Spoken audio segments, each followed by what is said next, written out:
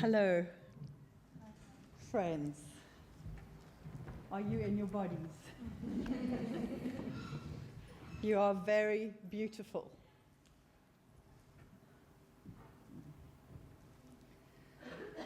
So our first responsibility and honor is to welcome you. Thank you so much for coming, for choosing to be here today.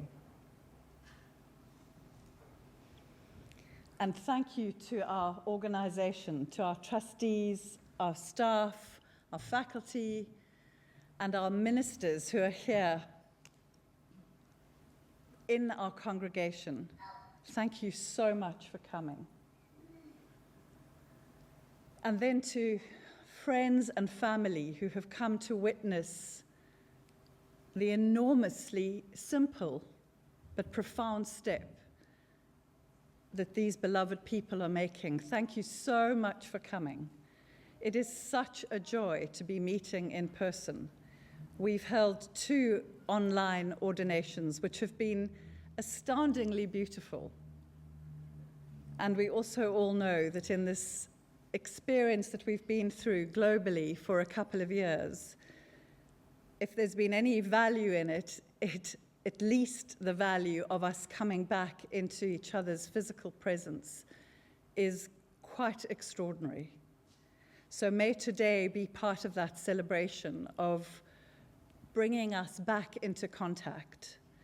And with the awareness that throughout the time of these 2 very surprising years as humanity, it's exactly the time that these 33 people, in fact, 34 took their vows yesterday, and 1 has chosen out of their volition not to be here. But this was a class of 34 amazing people, and is a class of 34.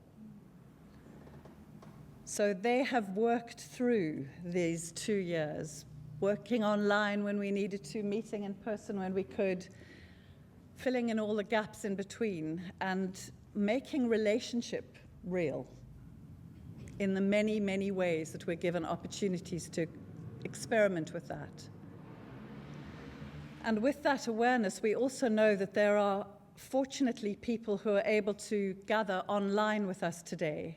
And we are so glad that you are there. So please feel welcome and invited to participate from wherever you are in the world.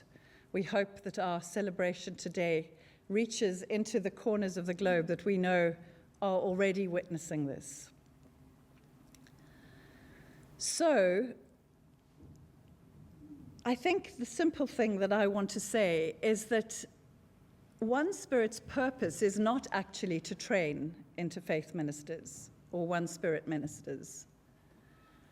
The actual purpose of the organization is to enable a world where people feel free to be themselves and to co-create a respectful, love-filled environment that welcomes all beings beyond and included human forms.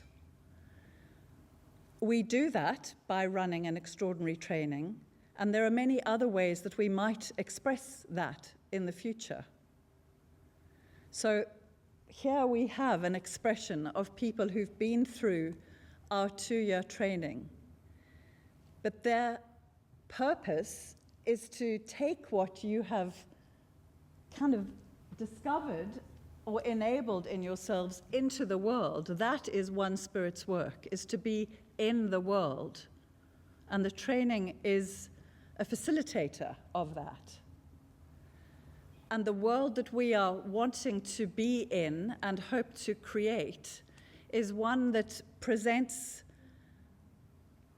I guess, a vision of the way things could be.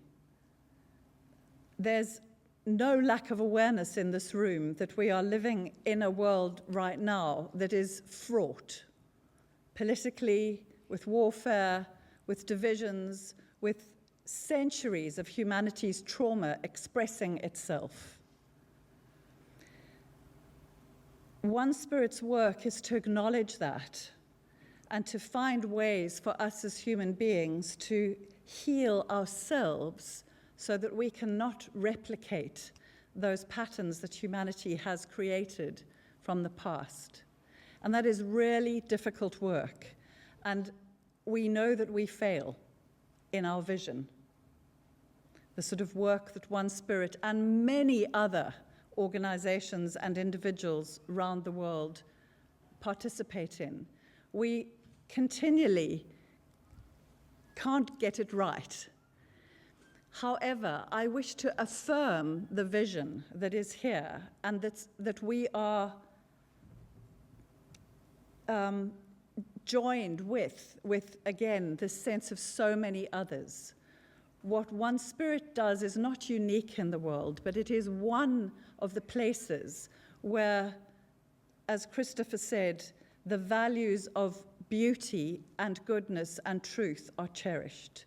And at the heart of that is love. And I welcome all of us here today to this love experiment. And may it serve not only those of us gathered here today and online, but the whole of this extraordinary cosmos. May our work today enable all beings to flourish. Thank you.